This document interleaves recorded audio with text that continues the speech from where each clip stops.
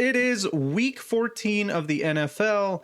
These last few weeks have been absolutely crazy, and it's getting a little bit hard to predict these games. At this point in the season, it's getting to where teams have their backs against the wall. They want to make the playoffs. They have a lot to fight for, a lot of positions and head coaching jobs on the hot seat right now. So there's a lot of variables here, a lot of different ways that each game could go. So this is somewhat similar to the beginning of the season where we have a lot of unknowns. In this point of the season, especially getting very close to the playoffs and teams getting eliminated from contention, it becomes a lot more unpredictable for these games. A lot more game planning goes into them. Coaches, I expect, would be up a lot more each night for these games because, it's their livelihood at stake. So between 6-8, which is when I started this, through week 13, I am now 15 wins on my picks, 8 losses, and 1 push. So I am in the green so far. Last week, I went 2 wins, 1 loss on my pick.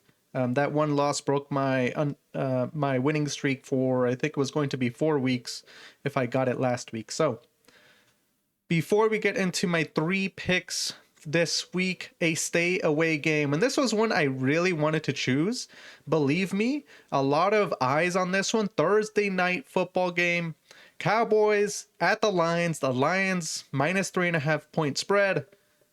This was one I was considering. It looks enticing, especially at 3.5 over a field goal spread if you're going for the Cowboys and, the momentum they've had, or the Lions, if you believe they'll turn things around for this game in hopes for their playoff chances. But I looked at these 2 teams and follow along with me. Do you think the Cowboys can win this game by a touchdown or more? My answer is yes. Do you believe the Lions can win this game by a touchdown or more?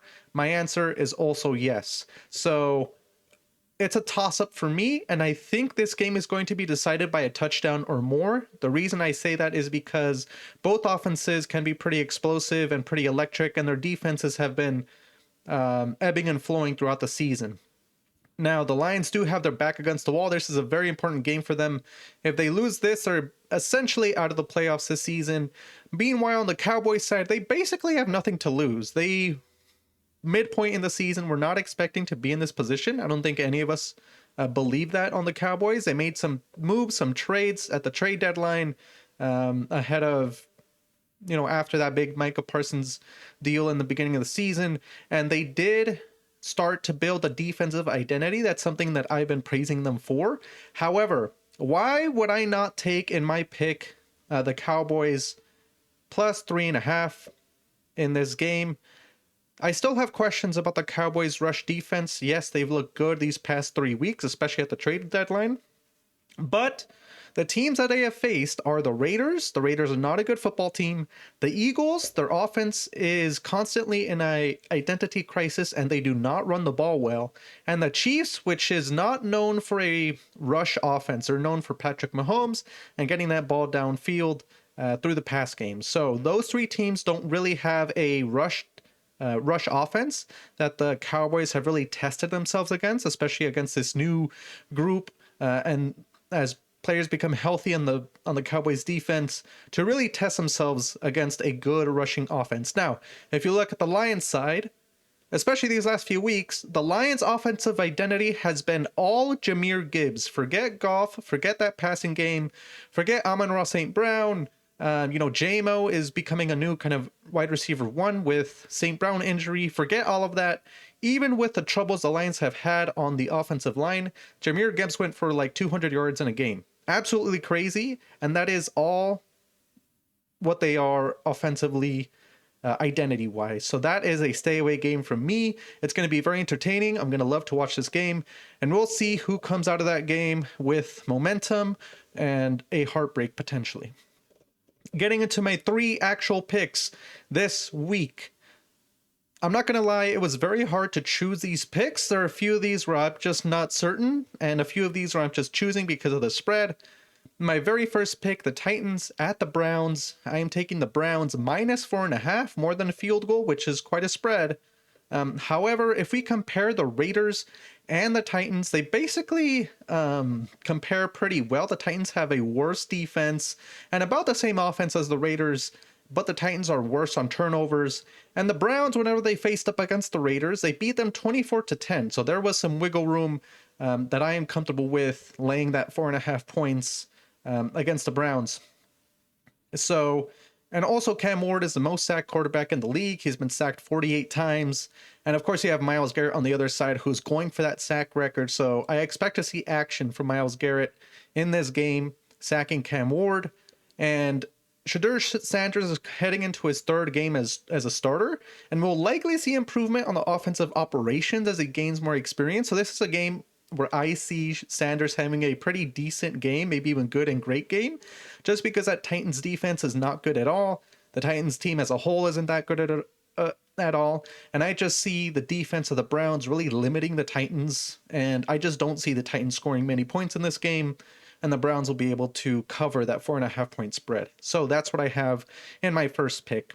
Second game, second pick, Steelers. I am taking the Steelers plus 5.5 at the Ravens. Now, don't get me wrong, the Steelers are very hard to predict this entire season. However, the Ravens have not looked good recently. It is a divisional game. Almost all divisional games in the game of football, unless there's clear separation between the teams, are very close. That is also why that 5.5 point was very enticing for me. Both teams have very similar defensive production, similar points per game allowed. Considering that, it's going to be a very close game. And the biggest reason why I chose the Steelers on this one, along with the points, is that Lamar is actually not 100%. We could see it in his game, in the way he's playing, and the way he's limiting his rushing, his mobility overall in these games. And the Ravens do not have a good O-line.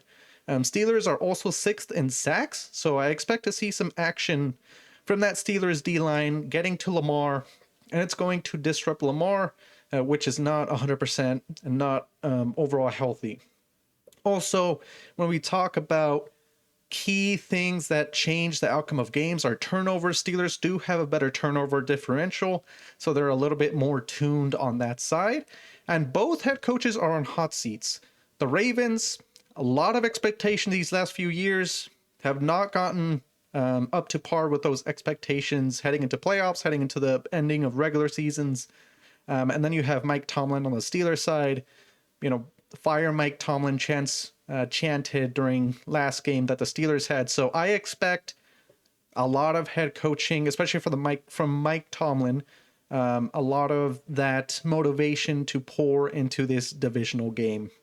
All right, third pick that I am choosing is the Eagles at the Chargers. This one's a little bit or a little bit of a tricky choice I had here, but I am choosing the Chargers plus 2.5. I liked it better when it was plus 3, but the spread this morning, I'm recording this on Thursday, but the spread went down from plus 3 to plus 2.5, but I'm okay still choosing the Chargers here. This one's really a toss-up for me. The Eagles have an average run defense. Justin Herbert has a hand injury, so we'll see how he does there. But I do have a lot more confidence in the Chargers coaching staff than I do in the Eagles right now at this moment. That being said, I'm expecting the Chargers, Jim Harbaugh, to cook up something special, something new to catch the Eagles off their feet when it comes to the offensive side of the ball. And that's why I brought up that metric on average run defense. I expect the Chargers to run a little bit more. This game, I could be completely wrong. When you trust Justin Herbert and, he's in the rhythm, you just give him the ball, he'll toss it down the field.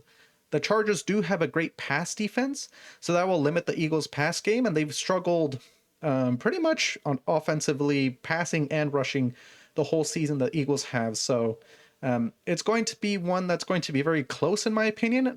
I am okay only having a 2.5 point spread or points, I guess, with the Chargers in this game. So let me know if you will take any of these picks, or if you have any other picks you are looking for. Week 14, a lot of key games this week. We're getting down to the end of the season. Who's going to be in the playoffs, who's not? We will see, and I'll see you next week for the recap.